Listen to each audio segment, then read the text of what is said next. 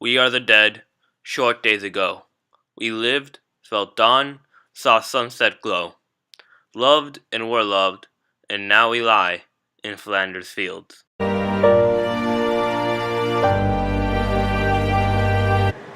war has engulfed the European continent. There has been immense loss of life, and meager ground has been lost or won.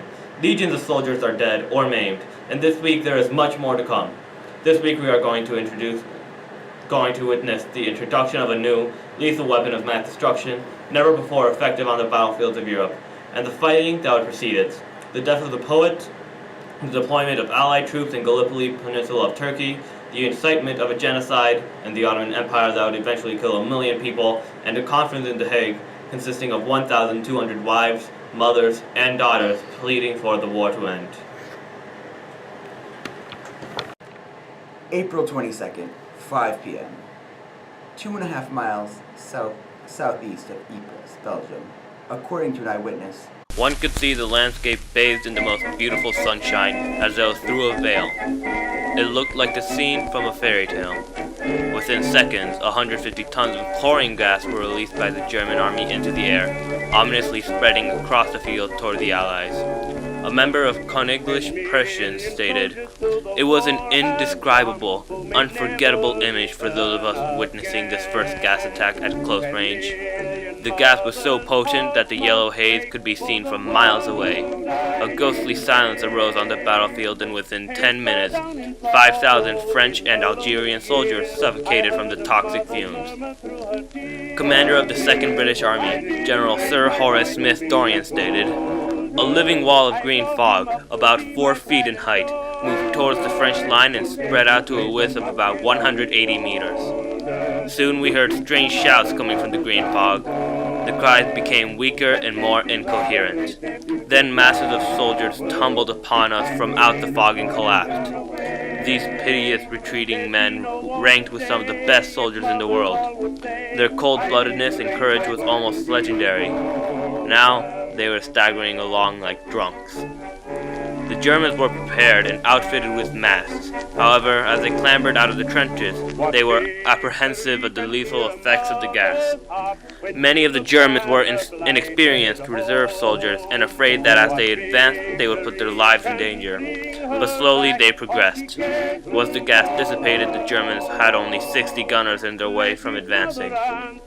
A French soldier recalled, "Despite the gas, the French gunners had immediately opened fire with shrapnel until the ammunition was exhausted. Once the Allies ran out of ammunition, the Germans charged the Allies' gunners."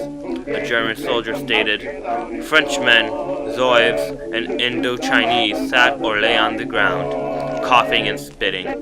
None had any thoughts of fighting back. For them, the war was over." In a half hour, 10,000 Allied corpses lay dead on the battlefield. Once the path was clear, the Germans ran 2.5 miles toward Ypres. At 8:52 p.m., Canadian soldiers were deployed to make a counterattack against the Germans in Ypres. 2.5 hours later, the Canadians attacked. The fighting lasted until morning. The Canadians were victorious in preventing the Germans from gaining any land, but there were 642 casualties. When the battle was over, the Germans had captured approximately 1,800 prisoners of war, 51 guns, and 70 machine guns. Ironically, there were only 250 German casualties out of 3,000 men. This would be known as the Battle of Grabenstoffel Ridge. It would become one of the most significant battles in the war because it was the first time chemical weaponry would be successful in combat. 2 days later, on April 24th, the German army again released chlorine gas into the air at the Canadian army in the town of St. Julien in Longmark. The Canadians retreated from the town, which would be held by the Germans for 2 years. Even though they were now aware that putting a urinated cloth on your face could prevent inhaling the toxic fumes of chlorine, the Canadians had a total of 6,035 casualties, in which almost 2/3 of the casualties met their end in Gravenstoffel and St. Julian's, Flanders fields. On April 23rd, famous British poet and British Royal Navy officer Rupert Brooke died of blood poisoning. His obituary was written by his dear friend, future Prime Minister of the United Kingdom, Sir Winston Churchill. Churchill described Brooke as joyous, fearless, versatile, deeply instructed, with classic symmetry of mind and body, ruled by high, undoubting purpose. In Brooke's most famous poem titled The Soldier, he wrote, "If I should die, think only this of me, that there's some corner of a foreign field that is forever England." Brooke was deemed a hero throughout Great Britain because, according to Churchill, he was willing to die for the dear England whose beauty and majesty he knew. Sadly, Brooke died 2 days shy of being deployed into Gallipoli. On the 25th of April, British, New Zealand, Australian, and French soldiers were deployed to the Gallipoli Peninsula in the Ottoman Empire, adjacent to the Dardanelles Straits, a narrow body of water that connects the Aegean Sea to the Sea of Marmara in northwestern Turkey. If the Allies captured that body of water, they would be able to link up with the Russians.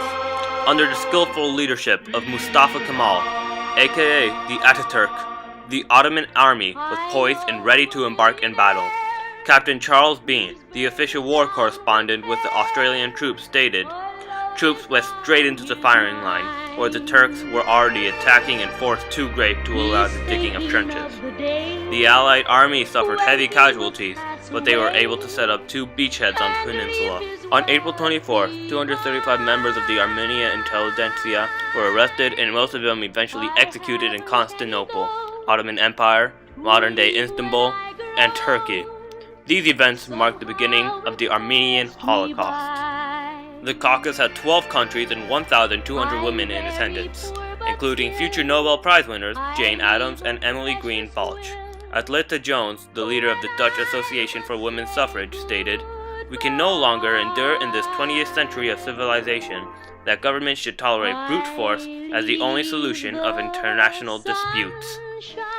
In Flanders fields the poppies blow, between the crosses row on row, that mark our place, and in the sky the larks, still bravely singing, fly.